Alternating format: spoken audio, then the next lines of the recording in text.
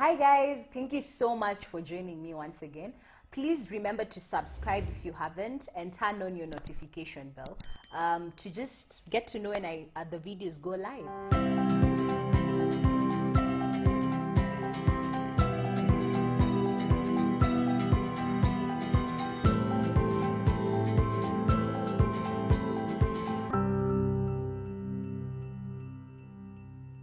Today we're going to talk about what fibroids are.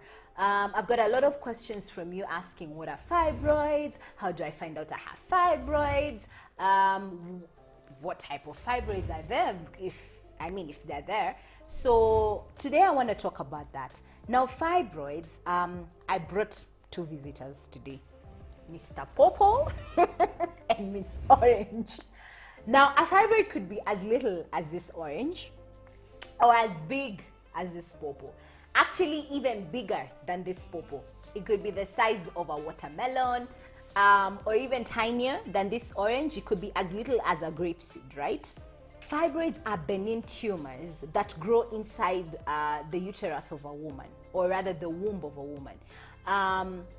They, as I've told you, they could vary in size. They could be very tiny or very many, and they could be multiple. You could have one fibroid as small as this, or many fibroids as small as this, or a combination of big and small ones growing all at the same time. It depends on every woman.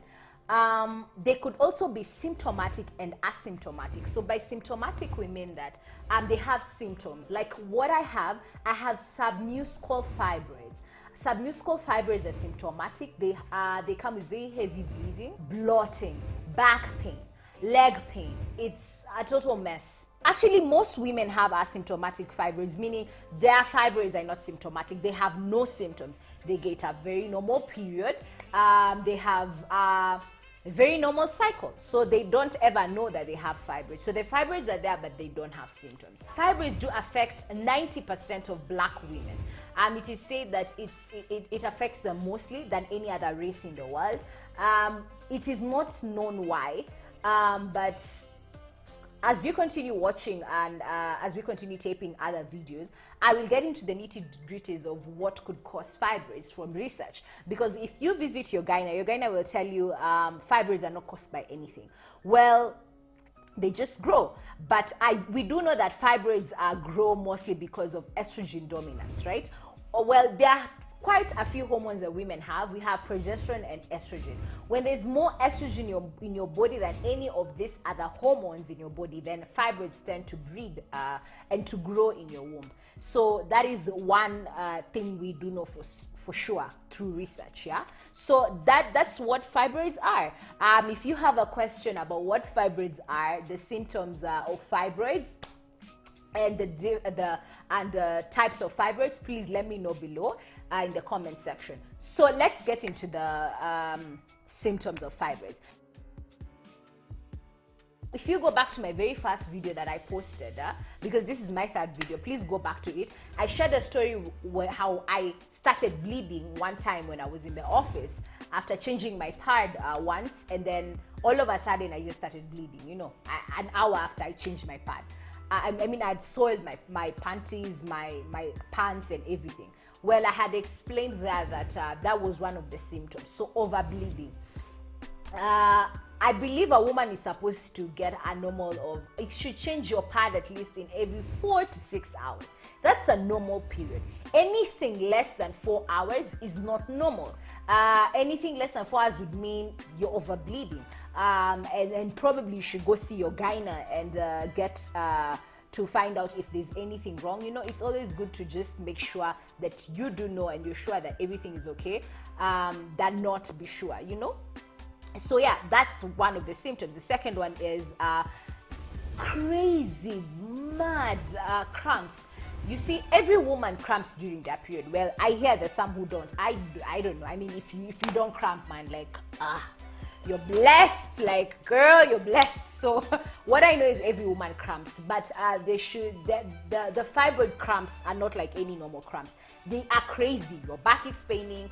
You feel like your uterus is being pulled out of your womb. You can't sit. You feel like there's so much pressure around your pelvic area. It's so much pain. Sometimes standing, walking, you can't do it. Sometimes it's the fact that you can't even think, you can't go to work, that's the second symptom. The third symptom, as I've said, is back pain. Again, yeah, it's back pain. Sometimes the pain even goes to your legs. I remember during my last period, I had so much pain that was going through all the way down to my legs, and I kept telling my husband, I don't know what's happening. I feel like my legs are cramping as well. Like, you feel like your legs are numb for a minute. So that's another symptom. The other symptom is bloating.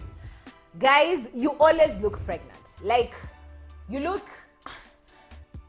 every time you meet people, I get a lot of this is, are you 6 months? Are you 3 months pregnant? Are you like, oh my God, congratulations. Like, no guys, I am not pregnant. I am just carrying things that are not kids in my uterus that are called fibroids. They are benign tumors. They are non-cancerous tumors that are inside my womb that I'm carrying that tend to make my tummy bulge out and make me look like I'm pregnant. But I'm not pregnant. It is the fibroids, right? So that is another symptom. The other symptom is weight gain. I don't know if this affects all women though, but for me particularly, I know it's weight gain because sometimes estrogen dominance comes with a lot of weight gain, yeah? So when you have too much estrogen in your body, then automatically you start adding weight. So probably like me, I remember there was a time I was a size 12. God knows right now what size I am. Maybe I wouldn't say that, but I was very tiny, and then when I got fibroids, I remember from the time I found out I have fibroids till now, I think I've added over 10 kilos, from nowhere, because I don't feel like I have really changed my eating habits. My eating habits, honestly speaking, are just the same. You always just feel bloated. You don't understand why you are so bloated. Like, you just feel like there's always something inside your belly, like protruding, the gas, the acidity, it's just crazy. So yeah, that's another symptom. The other symptom is pressure around your pelvic area.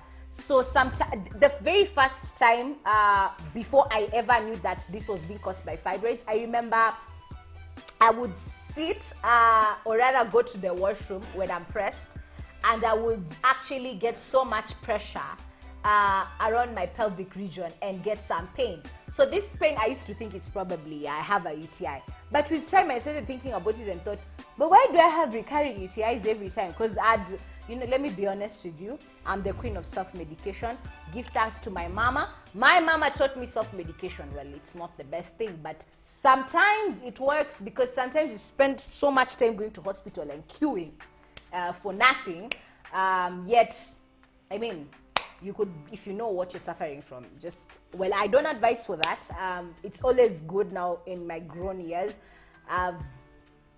I've realized it's very important to go see your doctor. Please go see your doctor, don't self-medicate. But I was that girl. I mean, you have a UTI, girl. Guys, yeast infection, chap. Tunaenda, skiza, Mr. Pharmacist, tuko na UTI infection, tuko na yeast infection, kindly, give me the drugs, man. I don't have time to go to hospital. So, but I kept wondering, why do this UTI so I started researching. Google is also my second doctor. Anybody who knows me knows I am obsessed with Google. If I go to hospital and my doctor gives me medicine, I'll come sit down, Google, read through all the instructions. Guys, I'm not taking medicines if Mr. Google hasn't told me what they are for. Yeah, the doctor has told me, but I also need to know the side effects before I take them. It's always good to just do your research and know about this medicine sometimes, honestly speaking. It's wise. So that when these side effects pop up, you don't go into like shock, So, so that's what I did. I got tired of self-medicating, and I did my research and found out that part of the reason why when I pee, I get that pelvic pressure or I feel a little bit of like a discomfort is because of fibroids, because when your fibroids become too big, they go sit, or rather they put pressure on your bladder, and then you feel that pressure when you pee. The other reason why you feel so you overbleed. I forgot to mention is because sometimes when your fibroids are inside the uterus, they tend to make your uterus bigger, so they make it heavy and bulky, so they tend to open it up more, and then that makes the bleeding not stop. So you can imagine if, let's say, your bleeding was supposed to go through this hole, and then your uterus is expanded, and it's this size, so the bleeding, more blood is streaming out. So that's another reason. So yeah, those are the symptoms, of fibroids, and I hope this was informative for you. If you are experiencing these symptoms, kindly go see your doctor, your gynae, and get a pelvic exam. And I wish you the very best. I hope you get good news that you don't have fibroids. But if you do have fibroids, don't panic. It's not a life sentence. It's manageable. We're going to talk more about management of fibroids, living with fibroids, and the testing for fibroids in the next video. So don't panic. It's going to be fine. So leave your questions. If you have any questions in the comment section below, and I promise you I will make time to respond to you. And also, please don't forget to subscribe. If this video has been informative, please subscribe and turn on your notification bell to find out when more videos have been posted, or rather have been uploaded. Thank you so much for watching. Mwah.